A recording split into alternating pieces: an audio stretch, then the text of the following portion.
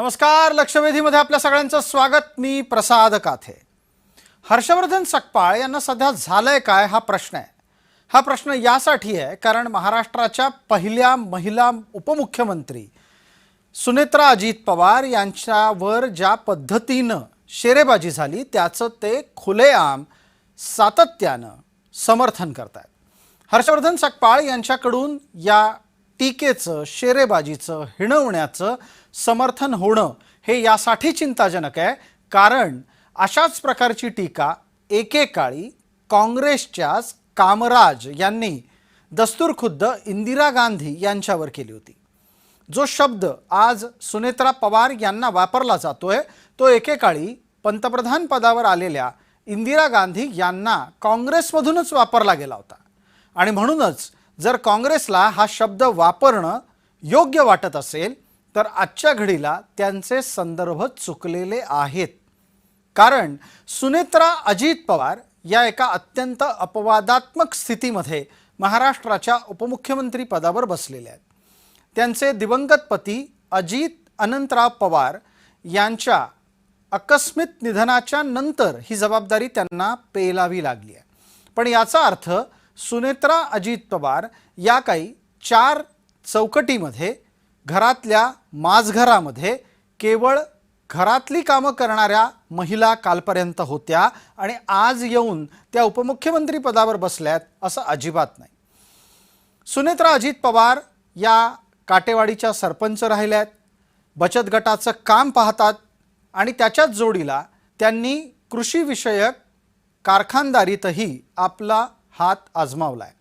थोडक्यात काय तर सामाजिकदृष्ट्या त्या सक्रिय होत्या आहेत आणि आता उपमुख्यमंत्रीपदी बसल्याच्या नंतर त्यांनी आपल्या खात्यावरची मांड ठोकायला घेतली. सुनेत्रा अजित पवार या बीडमध्ये पत्रकार परिषदेमध्ये एका प्रश्नाला उत्तर देण्याच्या निमित्तात असताना त्यांच्या शेजारी बसलेल्या धनंजय मुंडेंनी हस्तक्षेप केला आणि हा मुद्दा काँग्रेसला मिळाला. सुनेत्रा पवारांनी बीडच्या गुन्हेगारीवर बोलणं टाळलं म्हणून त्यांना गुंगी गुडिया म्हटलं गेलं. काँग्रेसनी या गुंगी गुडिया म्हणण्याचं फार समर्थन केलंय आणि आता तेच त्यांच्या अंगलट आलेलं आहे. ज्या शब्दामध्ये हर्षवर्धन सकपाळ गुंगी गुडिया या शब्दाचं समर्थन करतात ते आधी ऐका आणि त्यांना दिलेलं सुनेत्रा अजित पवार यांनी उत्तर त्यानंतर ऐका. गुंगी गुडिया ही शिवी आहे का? गुंगी गुडिया हा अपशब्द आहे का? गुंगी गुडिया हा काही अनपार्लमेंटरी विषय आहे का? नाही, हे एक वर्णन आहे आणि ते वर्णन जसं तो शब्द आहे अगदी तशा स्वरूपामध्ये हा उपमुख्यमंत्री यांच्यावर तो अत्यंत व्यवस्थित पद्धतीने बसलाय. ते अनेक विषयावर बोलत नाहीत. वेळ आल्यानंतर चोख उत्तर देईन मी. वेळ आल्यानंतर चोख उत्तर देईन मी. वेळ आल्यानंतर चोख उत्तर देईन मी. या चर्चेत सहभागी होणाऱ्या मान्यवरांचा आपल्याला परिचय करून देतो. मात्र तत्पूर्वी एक गोष्ट आपल्या सर्व प्रेक्षकांना लक्षात आणून द्यावी लागेल की ज्या काँग्रेसकडून गुंगी गुडिया म्हटल्याचं खुलेआम समर्थन झालं त्या काँग्रेसला चर्चेतच यायचं नाहीये आणि म्हणून काँग्रेसची या चर्चेतली खुर्ची रिकामी आहे. आमची अशी अपेक्षा आहे की किमान या चर्चेचा नूर पाहता काँग्रेसनं या चर्चेत यावं आणि आपली भूमिका मांडावी. त्यांच्यासाठी पुढची 20 मिनिटं खुली आहेत. ते कोणत्याही क्षणी आमच्या चॅनलच्या फोन लाईनवर फोन करून सुद्धा या चर्चेत सहभागी होऊ शकतात. दरम्यान या चर्चेमध्ये आपल्यासोबत सहभागी होत आहेत राष्ट्रवादी काँग्रेसकडून प्रवक्ता प्रतिभाताई शिंदे, आपल्यासोबत आहेत सामाजिक कार्यकर्त्या वृषालीताई मगदूम आणि राजकीय विश्लेषक या नात्यानं आपल्यासोबत मकरंदजी मुळे आहेत. मला पटकन पहिला प्रश्न विचारायचा आहे तो वृषालीताई आपल्याला. सर्वसाधारणपणे राजकारणात किंवा उंबरठा ओलांडणाऱ्या प्रत्येक स्त्रीच्या बाबत अशाच पद्धतीची एक स्टिरियोटाईप पूर्वग्रह दूषित भूमिका ज्या पुरुषांमध्ये असते त्या पुरुषांना काय म्हणावं, मग ते कामराज असोत की हर्षवर्धन सकपाळ असो. नमस्कार. नमस्कार. हा, खर तर धनंजय मुंडेंनी जेव्हा पत्रकार परिषदेमध्ये उपमुख्यमंत्री सुनेत्राताई पवारांना थांबवलं त्याच वेळी त्यांनी स्त्रियांच्या क्षमतेवर अविश्वास दाखवला आणि लोकशाही प्रक्रिया तर त्यांनी मोडीत काढलेलीच आहे. पण स्त्री म्हणून एक स्वतंत्र असणं तिचं किंवा तिचा विचार मांडणं याच्यावर त्यांनी रोध आणलेला आहे. मला स्वतःला असं वाटतं की हे सगळं जेव्हा गुंगी गुडिया म्हणण्याचा अधिकार कोणालाही दिलेला नाही. मगाशी कोणीतरी उल्लेख केला तशा सुनेत्राताई पवार जेव्हा महाराष्ट्राच्या उपमुख्यमंत्री झाल्या, भावनिक प्रतिक्रियेतून झाल्या आणि आपल्याकडे फार पूर्वीपासूनची ही परंपरा आहे अशा पद्धतीने हे करण्याची. पण तरी सुद्धा जरी त्या राजकारणामध्ये सक्रिय नव्हत्या आणि तो सुद्धा आपला एक पुरुष प्रधानतेचाच ठसा आहे, पण तरी सुद्धा घरामध्ये लहानपणापासून त्या राजकारण बघत आल्या होत्या. जी. राजकारण त्यांनी अनुभवलेलं होतं आणि आम्हाला स्त्री चळवळीतल्या कार्यकर्त्या म्हणून असं वाटतं की आज पुरुषांची मक्तेदारी असलेलं हे राजकीय क्षेत्र आहे, त्याच्यामध्ये स्त्री म्हणून पहिल्यांदाच त्या उपमुख्यमंत्री झालेल्या आहेत.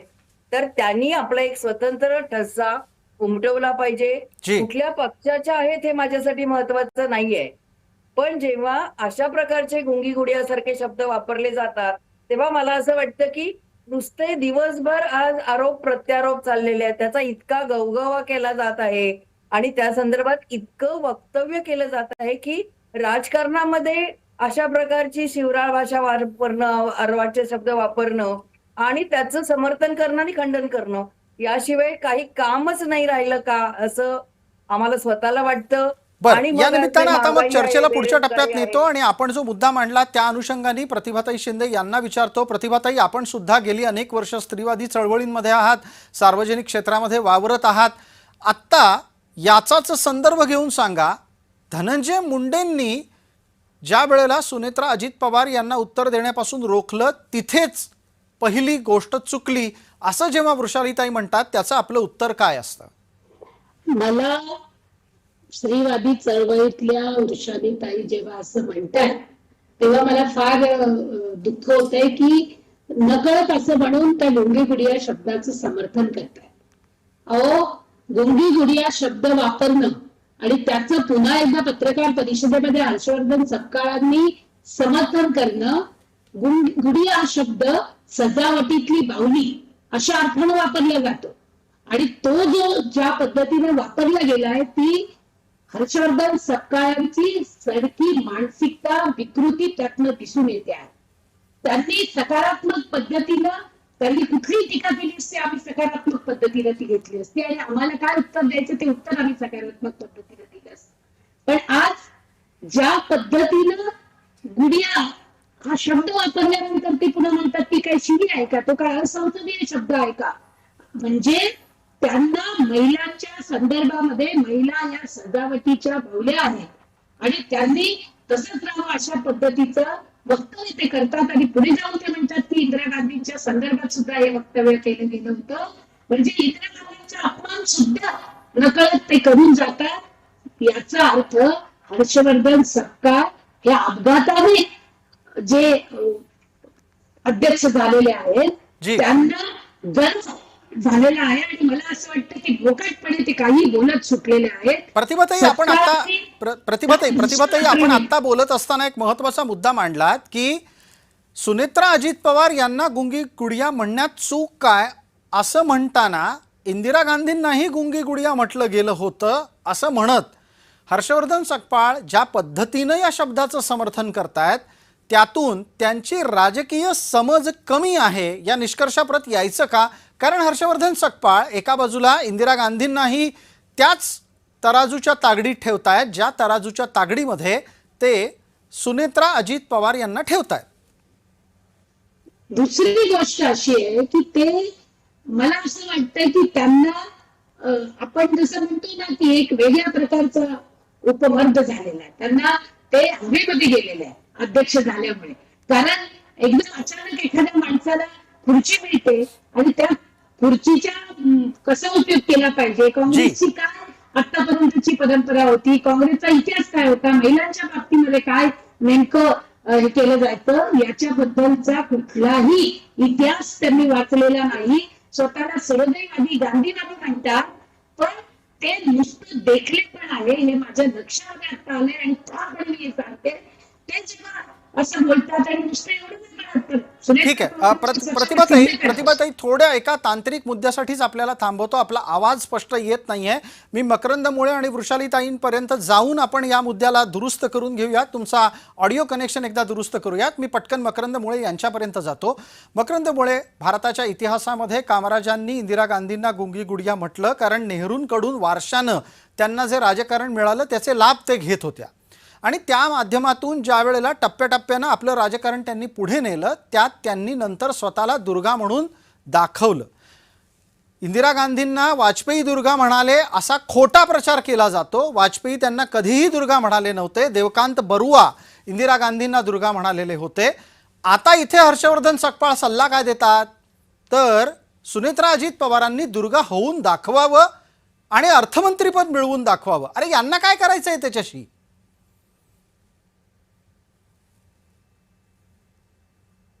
जी मकरंदजी बोला, आपल्यालाच विचारलाय प्रश्न.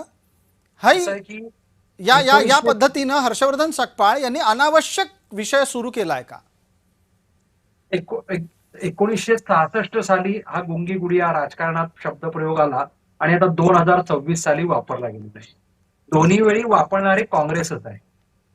आता काँग्रेसचे प्रवक्ते इथे नाही आहेत, पण आपण एक लक्षात घेतलं पाहिजे की जंतर मंतरच्या आंदोलनापासून कालची बांकीपूर विधानसभा पोटनिवडणूक इथपर्यंतचा सगळा जो माध्यमातला काळ आहे तो काहीसा भाजपासाठी खडतर आणि त्यामुळे इथल्या महायुती सरकारलाही काहीसा तो जरा त्रासदायक आहे. अशा वेळी खरं म्हणजे हर्षवर्धन सकपाळ यांनी गुंगी गुडियाचं समर्थन आणि त्याचंच कसं ते योग्य असं सांगून भारतीय जनता पार्टीला सोयीची भूमिका घेतली आहे की काय असं आता दिसतंय. मुळातच प्रसार माध्यमात आपण राहिलं पाहिजे आणि बातमीतला मीच झालो पाहिजे. या मानसिकतेतून ज्या प्रकारची विशेषणं, शब्दप्रयोग, वाक्य आपण वापरतोय आणि त्यातून एक जी काही किमान सभ्यता राजकारणाची असते, म्हणजे आता परत हा शब्द संविधानिक असंविधानिक ह्याचा मुद्दा नाहीये, पण तीही पाळायची नाही का आणि त्याकरता आपण चर्चेत राहिलो पाहिजे. प्रकाश जो प्रसिद्धीचा आपल्यावर राहिला पाहिजे, ही एक मानसिकता या सगळ्यातनं कुठेतरी डोकवते. जी आपण आता बोलत असताना मकरंदजी म्हणालात की जी भूमिका हर्षवर्धन सकपाळांनी घेतली ती भारतीय जनता पार्टीला फायद्याची ठरू शकते का, याचं विश्लेषण काय आहे? नाही, तेच म्हटलं की काही दिवसातला जो घटनाक्रम चाललेला आहे देशभरात किंवा महाराष्ट्रात काही गोष्टी घडतात, तर असं असतं की एक पक्ष सध्या सत्तारूढ पक्ष हा खुलासे देतोय, स्पष्टीकरण करतोय. अशा वेळी विरोधी पक्षाची जी काही एक भूमिका असते ती बजावायच्या ऐवजी आता हा मुद्दाच नव्हता. म्हणजे बीडमध्ये काय झालं, धनंजय मुंडेंनी काय भूमिका घेतली, त्यानंतर म्हणजे धनंजय मुंडेंवर टीका करणं हा मुद्दा एक असू शकतो किंवा असू शकतो. पण अशा प्रकारचं बरं आपण जे सुरुवातीला निवेदन केलं की सुनेत्राताई पवार यांचं आत्ताचं जे राजकारणातलं येणं आहे म्हणजे आकस्मिक आहे, अचानक आहे. आजही एक त्याला सगळी दुःखाची किनार आहे. आज एक महाराष्ट्रात त्यांच्याकरता एक सहानुभूती आहे. त्यामुळे हा शब्द वापरल्यामुळे एक वेगळ्या प्रकारची चुकीची भावना यातनं निर्माण झालेली आहे. अशा वेळी थोडं तारतम्य वापरलं पाहिजे, टीका केली पाहिजे, चुका उणीवा दाखवलं पाहिजे. म्हणजे थोडक्यात काय तर आता ज्या विषयाची गरज नव्हती तो विषय त्यांनी सुरू केला, पण हा विषय आता सुरू केलाच आहे. तर वृषालीताई आपल्यापर्यंत त्यानिमित्तानं आलेली सुनेत्रा अजित पवार यांची प्रतिक्रिया आणतो. सुनेत्रा अजित पवार यांची प्रतिक्रिया आम्ही चर्चेच्या सुरुवातीच्या टप्प्यात प्रस्तावनेच्या नंतर दाखवली. त्या म्हणतात वेळ आली की चोख उत्तर देईन. आता वृषालीताई आपण सांगा, ज्या वेळेला एखादी महिला वेळ आली की चोख उत्तर देईन म्हणते याचे काय अर्थ राजकारणामध्ये काढायचे? मी जसं मगाशी म्हणाले ना, ती त्यांना त्या क्षणी आपण काय केलं पाहिजे ही प्रतिक्रिया सुचली नाही आणि त्याच्या मागेही कारण आहेत. आता मकरंद सरांनी सांगितलं तसं ते आता त्यांची एक प्रक्रिया चालू आहे या गोष्टी समजून घेण्याची, शिकण्याची आणि स्वतःचा एक स्वतंत्र ठसा उमटवण्याची. आणि मला स्वतःला एक वाटतं की स्त्री म्हणून तो ठसा त्या नक्की उमटवतील आणि मग कदाचित मी वेळ आली की उत्तर देईन असं त्यांनी जे म्हटलेलं आहे तो त्याचाच भाग असावा की मी आज नाही बोलले कारण मला सुचलं नाही, मला उमजलं नाही, मला समजलं नाही. आणि मग जे पुरुषांची मक्तेदारी असणारे कार्यक्षेत्र आहे तो आता आपल्याला सगळ्यांना माहितीये की हा जो प्रवास आहे की राजकारणामध्ये स्त्रियांना कटपुतळी म्हटलं गेलं, त्यांना काही राजकारण जमत नाही म्हटलं गेलं किंवा राजकारण पुरुष चालवतात हे म्हटलं गेलं. असा हा जो प्रवास सुरू झालेला आहे तो प्रवास आता इथपर्यंत आलेला आहे. बर मग आणि मग मग मध्ये मध्ये आपल्याला थांबतो, कारण आपण बोलता बोलता एक आणखी नवा अँगल या चर्चेला दिलात. आपण असं म्हणता आहात की सुनेत्रा पवारांना कदाचित तत्काळ सुचलं नसेल काय बोलावं. अहो, ज्या महिलेनं आतापर्यंतच्या राजकीय कारकिर्दीमध्ये म्हणजे एका राजकीय घराण्यातून दुसऱ्या राजकीय घराण्यामध्ये आपला सांसारिक प्रवास पाहिला, त्या निमित्तानं त्यांनी विविध क्षेत्रातलं सामाजिक काम पाहिलं, त्या व्यक्तीला आत्ता प्रतिक्रिया देणं सुचलं नसेल, हे तार्किक वाटतं आपल्याला वृषालीजी?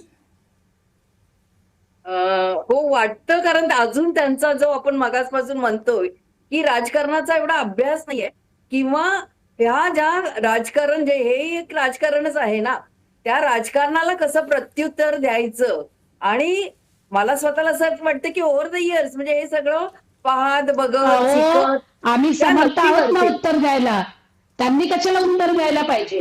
महाराष्ट्रामधल्या एका प्रथम महिला उपमुख्यमंत्र्यांचा जेव्हा अपमान केला जातो, गुंडीगुडिया म्हटलं जातं, तेव्हा सावित्रीबाईंच्या महाराष्ट्रामध्ये, अहिल्याबाई होळकरांच्या महाराष्ट्रामध्ये, ताराराणी शिंदेच्या महाराष्ट्रामध्ये आणि जिजाऊच्या लेखी त्यांना उत्तर देतील. ते ज्या पद्धतीनं बोलतात, जाणीवपूर्वक आमच्या पक्षाचा उच्चार करताना ते जाणीवपूर्वक गुलाबी शब्द वापरतात. ही हर्षवर्धन सपकाळांची मानसिकता आहे. त्याला आमच्या उपमुख्यमंत्री, महाराष्ट्राच्या आपल्या सगळ्यांच्या उपमुख्यमंत्री सुनेत्रा वहिनींनी उत्तर देण्याची गरज नाही. आम्ही सर्व महाराष्ट्राच्या लेखी त्याला उत्तर देऊ. त्याच्यासाठी वहिनींनी कशाला उत्तर दिलं पाहिजे आणि तुम्ही कशावर ठरवतात की त्यांना उत्तर सुचलं नसेल, त्या राजकारणामध्ये नवीन आहेत. अहो, ज्या बाईनं सरपंच पदापासून तर इथपर्यंत आपली पूर्ण मजल नेलेली आहे, त्यांना फक्त एका कुटुंबातले आहेत म्हणून अशा पद्धतीनं तुम्ही बोलणं हे बरोबर नाही ताई. एका महिलेचाही तुम्ही नकळत अपमान करताय. प्रतिभाताई, मी तेच म्हणतीये, त्या नक्की उत्तर देतील. हे जे राजकारण आहे ना पुरुषांचं, ते नक्की त्या मोडून काढतील आणि त्यांची तेवढी क्षमता आहे, त्या नक्की करतील. हेच मला, आणि मला हे पक्षपेक्ष नाही माझ्यासाठी महत्वाचं, एक स्त्री म्हणून त्यांनी जो ठसा उमटवला पाहिजे तो मला या ठिकाणी महत्वाचा आहे. अहो, आणि ज्या ह्या जे बाईचा आहे, नवरा हे आणि अचानक त्याला नक्की जातो, उत्तर देणार आहे. तो ज्या बाईचा नवरा अचानक जातो आणि तो त्या बाईलाच नाही, त्या स्त्रीलाच नाही तर अख्ख्या महाराष्ट्राला प्रचंड मोठा धक्का असतो, तेव्हा महाराष्ट्रातल्या कार्यकर्त्यांच्या जी. आग्रहामुळे त्या शपथ घेतात. प्रतिभाताई, अगदी याच मुद्द्यावर चर्चा आणायची होती, याच मुद्द्यावर चर्चा आणायची होती. आपण फार बरं झालं हा मुद्दा घेतलात.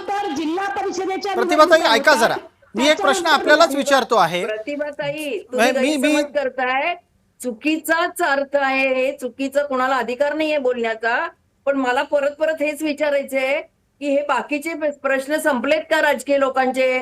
महागाई, हिंसाचार, बेरोजगारी, आणि मग हे सगळे प्रश्न तुम्हाला फक्त हर्षवर्धन सपकाळला विचारा की ज्यांना एखाद्या पक्षाच्या याच्यावरती गुलाबी रंगावरती बोलावंसं वाटतं, ज्यांना एखाद्या महिलेच्या उपमुख्यमंत्री म्हणून त्यांनी जरूर त्याचं विश्लेषण करावं, त्याच्यावरती टीका करावी. आम्ही त्याला सकारात्मक उत्तर देऊ. पण त्यांनी टीका करताना गुंगीगुडिया म्हणावं आणि त्याचं समर्थन करावं, वरती म्हणावं शिवी नाही असं म्हणावं, हा तमाम महाराष्ट्रातल्या, पुरोगामी महाराष्ट्रातल्या सर्व महिलांचा अपमान आहे. एकट्या उपमुख्यमंत्री सुनेत्रा पवारांचा अपमान नाही येतो, मला माझाही अपमान वाटतो. कारण जेव्हा ते गुंगीगुडिया म्हणतात तेव्हा ते गुडिया म्हणजे सजावटीतली सावली आणि आपली पुरुषसत्ता दाखवतात. अशा महाराष्ट्राला कोणी माफ करणार नाही. प्रतिभाताई, तुम्हाला मी हेच सांगतेय, राजकारणात आहे का तुमच्या पक्षामध्ये, सगळ्या कुठल्याही पक्षामध्ये महिलेला किती आवाज आहे, महिलेला किती मत मांडायला तुम्ही देता, इथून सुरुवात आहे. आज सुद्धा राजकारणामधलं स्त्रियांचं स्थान सांगा, त्यांना त्या किती विचार मांडू शकतात, त्या स्वतंत्रपणे किती गोष्टी करू शकतात. आणि याच्या सगळ्या मागे राजकारण आहे. माझा मुद्दा तोच आहे. स्वतंत्र बोलू. महाराष्ट्रामधल्या आणि देशामधल्या महिलांना किती स्थान आहे राजकारणामध्ये, याच्यासाठी नक्की स्वतंत्र बोलू. ठीक आहे. प्रतिभाताई आणि वृषालीजी दोघांनाही विनंती आहे, थोडं थांबा. नवा मुद्दा आता चर्चेमध्ये येतोय. प्रतिभा शिंदे, आपण आता बोलता बोलता असं म्हणालात की हर्षवर्धन सकपाळ यांना उत्तर देण्याची सुनेत्रा अजित पवारांना काडीची गरज नाहीये, उत्तर देण्यासाठी तुम्ही समर्थ आहात. पण याच जोडीला हेही विचारायला लागेल की सुनील तटकरे आणि प्रफुल्ल पटेल यांची प्रतिक्रिया आत्तापर्यंत आलेली नाही अशी आमची माहिती आहे. आली असेल तर सांगा, नसेल आली तर याचं उत्तर द्या की इतका वेळ झाला ते दोघं यावर का बोलत नाहीयेत. मला माहिती नाही. मी आता प्रवासात होती. मी जळगाववरनं पुण्याला आता पोहोचलेली आहे. मी पूर्ण वेळ प्रवासामध्ये होती. मला माहिती नाही. पण लोकसभा आणि राज्यसभेचं अधिवेशन सुरू आहे आणि त्या काळामध्ये त्याला काही वेळ झाला असेल किंवा प्रतिक्रिया दिली की नाही हे मला खरंच माहिती नाही. ठीक आहे प्रतिभाताई, आपण असं म्हणताय की कामकाज सुरू आहे, कामकाज खरं तर तहकूब झालेलं आहे, पण हरकत नाही, त्यांना जेव्हा प्रतिक्रिया द्यायच्या असतील तेव्हा त्या देतील. मला या निमित्तानं आता पुढे जायचं आहे आणि मकरंद मुळे आपल्यापर्यंत नवा मुद्दा एक घेऊन यायचा आहे. हर्षवर्धन सकपाळ यांनी या संपूर्ण प्रकरणामध्ये एक गोष्ट विनाकारण किंवा सहेतुक केलेली आहे आणि ती काय आहे तर अर्थमंत्रीपद मिळवून दाखवा असं आव्हान त्यांनी दिलेलं आहे. मुळात हे करून त्यांना कोणावर शरसंधान करायचंय? मकरंद मुळे.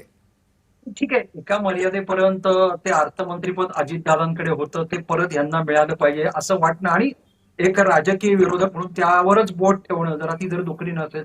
पण मुळात मला जे चित्र वाटतंय, एकतर मुख्यमंत्री देवेंद्र फडणवीस आणि उपमुख्यमंत्री सुनेत्राताई पवार यांच्यात पुरेसा आवश्यक संवाद आहे आणि जे काही सरकार चालवण्याकरता ट्युनिंग लागतं ते निश्चितपणे आतापर्यंत आपल्याला दिसतंय. दुसरं, स्वतः सुनेत्राताईंची आत्ताचं जे प्राधान्यक्रम असेल तो आपली संघटना पक्ष अधिक स्थिर करत नेणं, तो अधिक चांगला एकत्र ठेवणं.